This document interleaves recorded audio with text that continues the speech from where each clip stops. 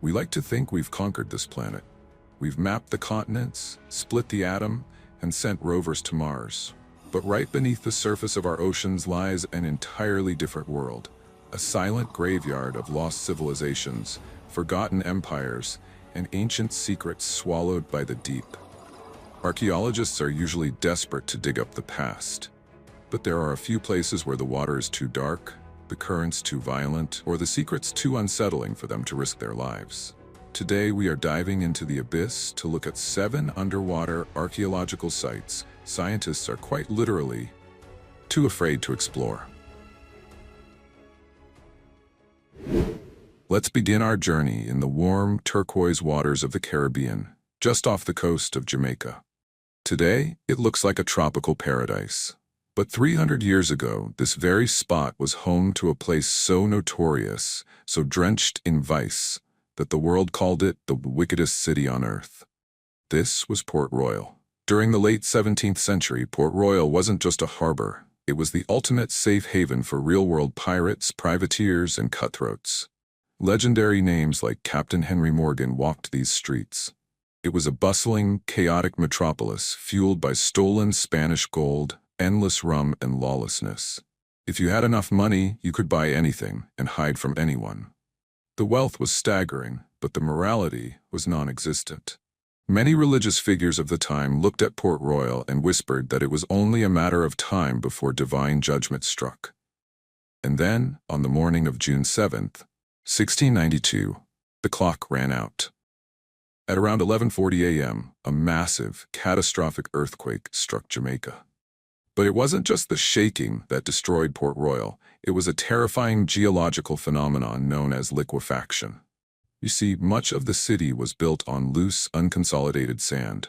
When the earthquake hit, that sand instantly lost its structure and turned into a violent fluid. Literally, the ground liquefied beneath the heavy brick buildings. In a matter of minutes, 2/3 of this mega-pirate capital simply sank straight into the sea. Buildings didn't just collapse, they slid, intact, down into the watery abyss.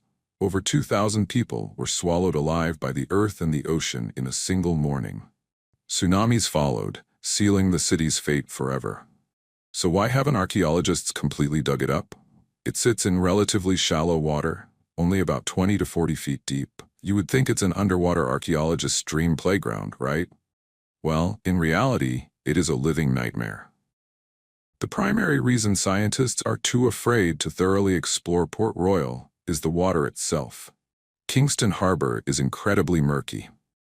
Decades of urban runoff, industrial pollution, and shifting ocean currents have covered the ruins in a thick, heavy blanket of fine silt. The moment a diver kicks their fins or even moves their hand near the seabed, that silt kicks up instantly. Within seconds, visibility drops to absolute zero. Imagine being trapped inside the sunken, jagged room of an old pirate tavern, completely blinded, unable to tell which way is up or down, while your oxygen tank ticks away. One wrong turn means you are tangled in collapsed timber or rusted iron, forgotten by time. But the psychological terror doesn't stop with the mud. Because of the heavy shipping traffic and the geography of the harbor, Port Royal is a known feeding ground for some of the ocean's most aggressive predators. Hammerheads and bull sharks frequently patrol these dark, low-visibility waters. Think about that for a second.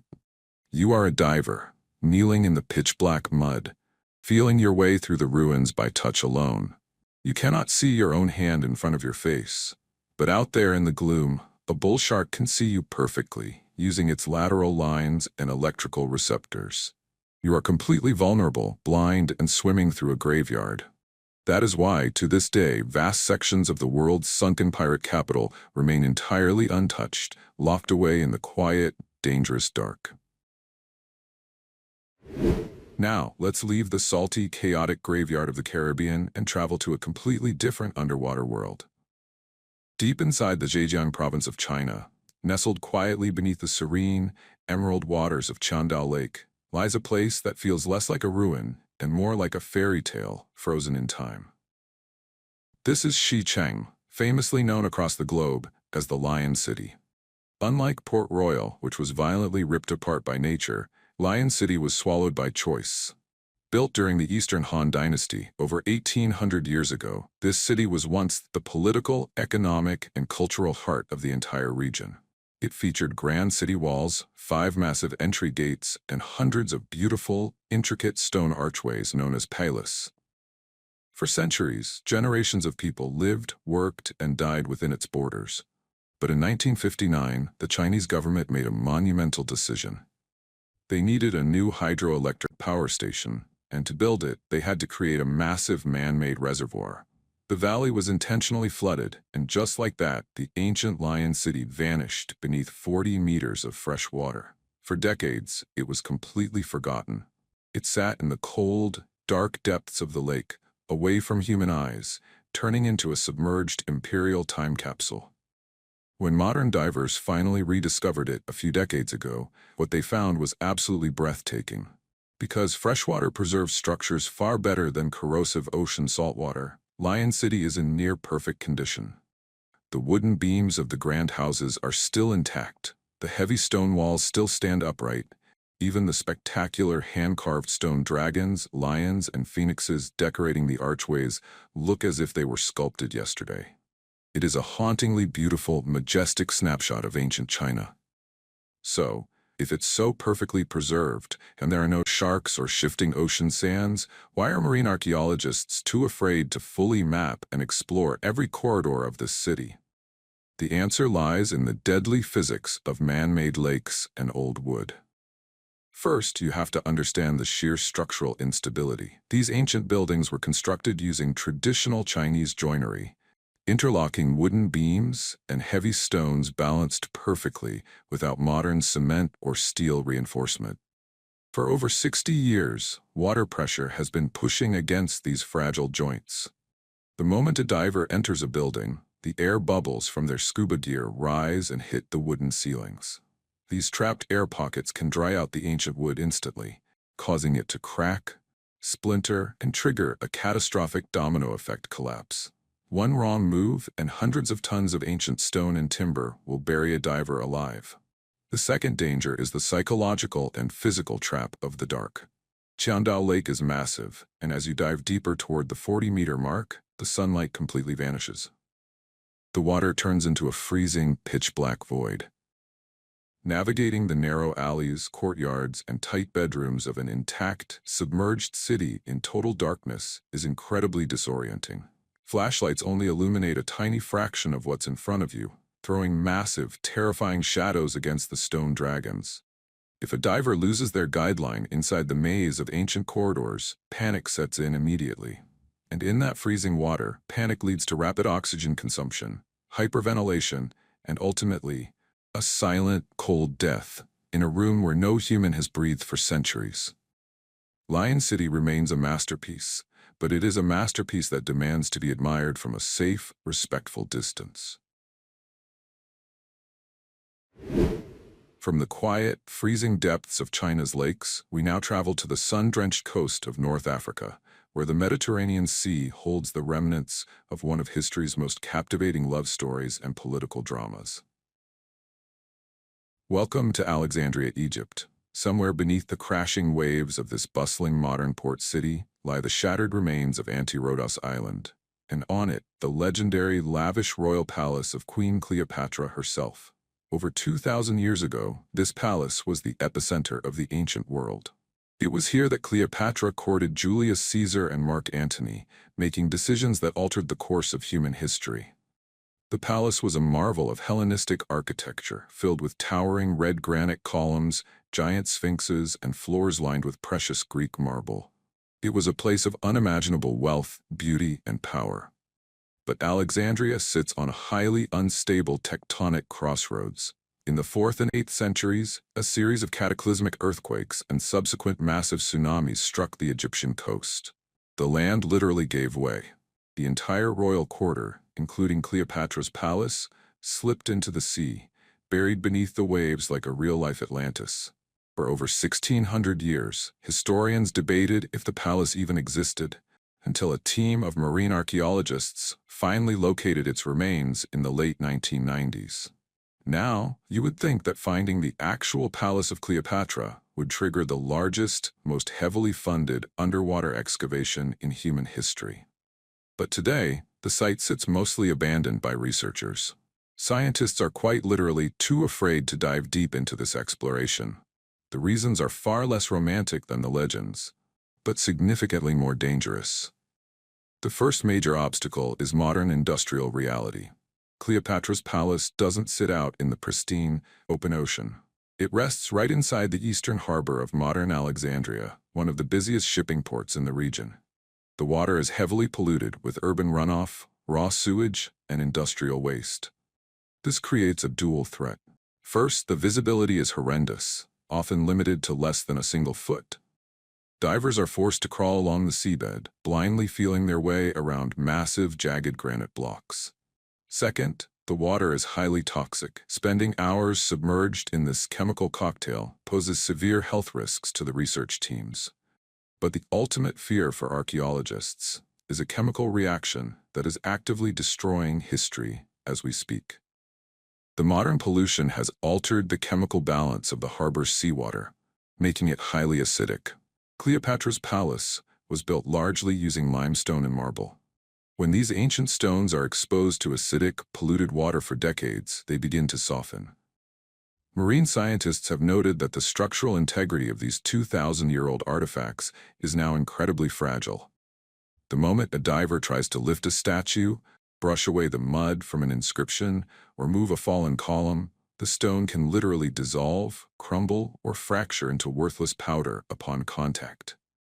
Archaeologists are trapped in a heartbreaking paradox. Trying to save Cleopatra's palace might be the very thing that destroys it forever. And so, the home of Egypt's last queen remains lost, dissolving slowly in the murky, dangerous dark. Now, let us push our clocks back even further into the dark, uncharted depths of human prehistory. We are traveling to the Mediterranean coast of Israel, where just a few hundred meters off the shore of a small village lies Atlit. This is not a ruined city of emperors or pirates. This is a massive, sprawling Neolithic settlement that is nearly 9,000 years old. To put that into perspective, when the people of Atlit were building their homes, the Egyptian pyramids wouldn't exist for another 4,000 years. Atlit is a window into a forgotten world. It features rectangular stone houses, pristine water wells that still contain ancient freshwater, and, most mysteriously, a colossal megalithic stone circle. 7 massive, vertical stone monoliths stand in a perfect ring around a freshwater spring, looking exactly like an underwater Stonehenge. It was clearly a sacred, ritualistic place. But the most haunting feature of this site is its inhabitants.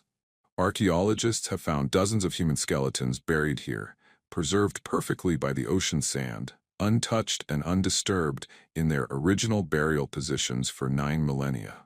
Then suddenly, 9,000 years ago, life here stopped. Evidence suggests a catastrophic volcanic flank collapse at Mount Etna triggered a massive, towering tsunami that wiped out the entire settlement in a single afternoon. The ocean claimed the land, and it never gave it back. So, why are scientists too afraid to fully excavate this prehistoric gold mine? It sits in relatively shallow water, only about 20 to 40 feet deep. You could almost swim down to it on a single breath. But Atlit is guarded by the erratic and violent nature of the open sea. The first major terror of this site is the shifting sands. Atlit is completely exposed to the open Mediterranean currents. The ocean floor here behaves like a living desert. In a matter of hours, a sudden storm or a heavy undercurrent can shift millions of tons of sand. An area of ruins that was perfectly clear yesterday can be buried under 15 feet of suffocating sediment tomorrow. For an archaeologist, this is terrifying. If you're working on a trench or trying to excavate a fragile human skeleton, a sudden shift in the ocean floor can instantly bury your progress, trap your heavy equipment, or worse, trigger a mini underwater avalanche that can trap a diver beneath the heavy, wet sand. The second danger is the sheer psychological weight and physical disorientation of the site. Because the ruins are spread out over a massive area with no modern landmarks, it is incredibly easy to lose your bearings. The water here is prone to violent sudden rip currents that can rip a diver away from their team and sweep them out into the open ocean before they even realize what's happening. And then there are the burials. Divers who have worked at Atlit describe an intense, chilling sense of dread when they clean the sand away from a 9,000-year-old skull, looking into eye sockets that haven't seen the light of day since the dawn of human civilization. The combination of unpredictable, lethal underwater weather and the haunting presence of an ancient mass grave makes Atlit a place where modern science dares to look, but rarely dares to stay. Now, let us leave the ocean behind entirely. We are climbing high into the sky, escaping to the thin, freezing air of the Andes Mountains. Nestled on the border between Peru and Bolivia, at a staggering 12,500 feet above sea level, lies Lake Titicaca. It is the highest navigable body of water on Earth. In the year 2000, an international team of marine archaeologists diving into these murky waters made a discovery that shocked the world. Deep beneath the surface, they found a massive, ancient temple terrace stretching over 3,200 feet in length. This submerged empire belonged to the pre-Incan Tiwanaku civilization, a people who thrived here over 1,500 years ago. The temple ruins are filled with grand stone walls, paved pathways, and religious artifacts. Divers have pulled out breathtaking gold statues, ancient ceramics, and llama bones used in sacred sacrifices. For the Tiwanaku, and later the Incas, Lake Titicaca wasn't just a body of water, it was the literal birthplace of the sun and the gods. But searching for the gods at 12,000 feet is a deadly game. Today, this high-altitude abyss remains largely unexplored.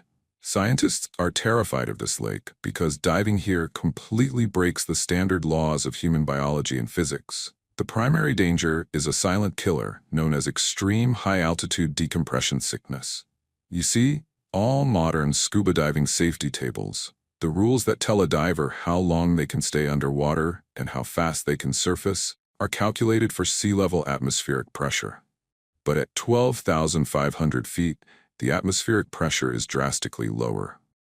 This means that the nitrogen dissolving into a diver's bloodstream behaves in an incredibly volatile, unpredictable way.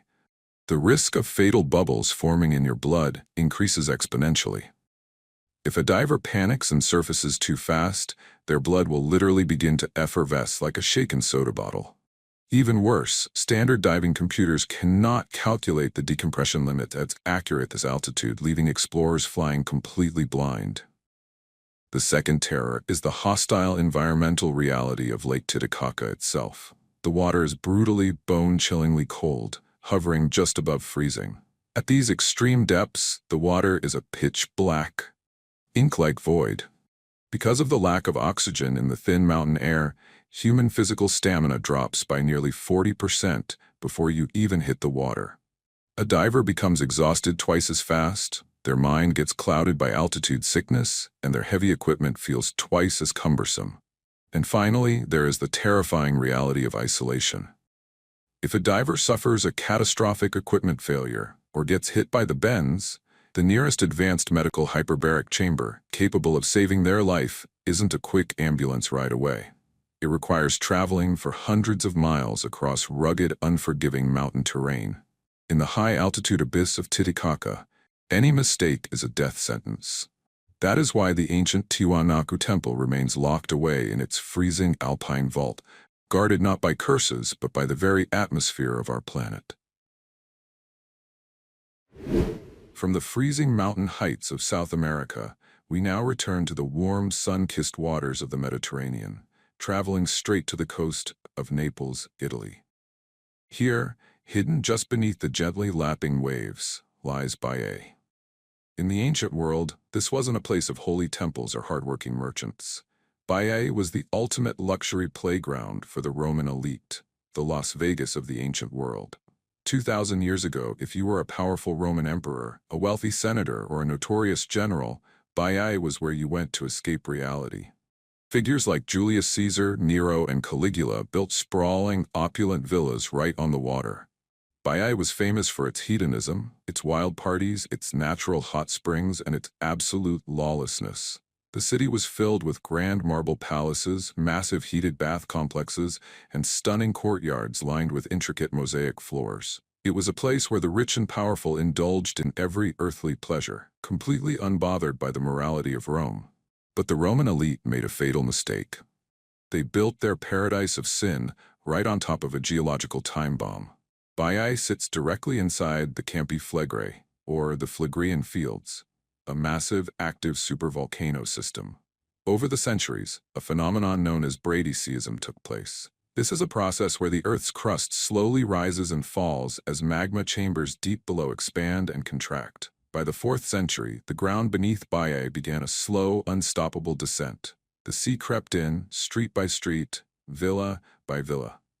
By the 8th century, the entire luxury resort town was completely submerged, swallowed by the Tyrrhenian Sea. Today, parts of Baiae look like a beautiful underwater museum. You can dive down and see white marble statues of Roman gods standing upright on the seabed. You can brush away the sand and reveal perfectly preserved, vibrant mosaic tile floors that once felt the footsteps of Roman emperors. So why are scientists too afraid to fully excavate and study every inch of this sunken playground? It's because the supervolcano that swallowed Baiae never actually went to sleep. The primary danger keeping researchers on edge is the intense geothermal and volcanic instability of the region. The seabed beneath Baiae is alive, unstable, and dangerous. Hydrothermal vents pocket the area, blasting out toxic gases like sulfur and carbon dioxide directly into the paths of divers. These underwater vents can cause the water temperature to spike randomly and violently, instantly heating up a diver's suit or cracking the glass of their mask. Even worse, the volcanic gases make the water around the ruins highly acidic. This acid is actively dissolving the ancient marble statues and destabilizing the foundations of the villas. Moving a piece of heavy masonry or trying to clear a collapsed wall could trigger a localized underwater landslide, trapping a diver beneath boiling, acidic mud. Archaeologists are well aware that they are diving inside the crater of a ticking supervolcano. One sudden tectonic shift could turn this beautiful sunken paradise into a lethal, boiling trap. Baiae remains a monument to Roman arrogance, frozen in time, protected by the very fires of the earth. For our final destination, we are staying in the Mediterranean, traveling to the cradle of Western civilization, Greece. Specifically, we are heading to the sun-drenched, iconic island of Crete. If you visit the shallow, crystal-clear bay of Alunda, you might think you're just looking at a beautiful tourist beach. But look closely through the shimmering turquoise water from above, and you will see something staggering. Stretching across the seabed, just a few feet below the surface, are the massive, clear stone outlines of ancient walls, towers, and streets. This is Olous, the sunken Minoan city-state. 3,000 years ago, Olous was a powerful, fiercely independent maritime city. It was home to over 40,000 people, its own minting system for ancient coins, and grand temples dedicated to the gods Apollo and Artemis. It was a thriving hub of commerce, surrounded by high, defensive stone walls. But around the 4th century, a massive tectonic event shifted the entire island of Crete. While the western side of the island rose up, the eastern coast tilted downward, sliding Olous quietly into the shallows of the Mirabello Bay. Today, it is one of the most accessible sunken cities on Earth. In fact, on a calm day, you don't even need scuba gear. You can simply put on a snorkel mask and swim right over the top of 3,000-year-old history. So, why are marine scientists and professional archaeologists too afraid to run a full-scale, systematic excavation of this prehistoric gold mine? If it's so shallow, what is the catch?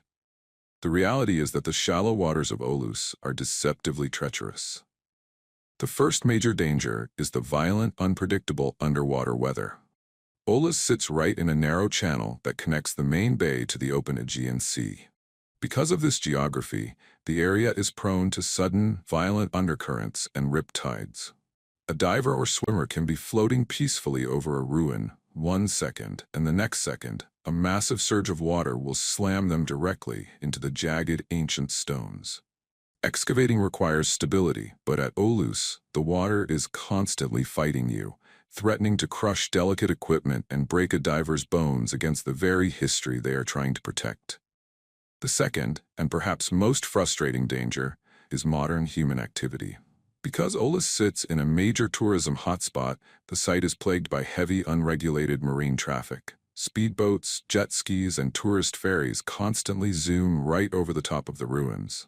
For an underwater archaeologist trying to work just 5 feet below the surface, the threat of a boat propeller passing overhead is a constant, terrifying nightmare. A single mistake in timing means literal decapitation. Furthermore, this high-traffic environment makes the site impossible to secure. Over the years, countless priceless artifacts, ancient clay pots, and coins have been looted by casual tourists and black market divers. This rampant destruction has left the remaining structures highly unstable and emotionally draining for scientists to study.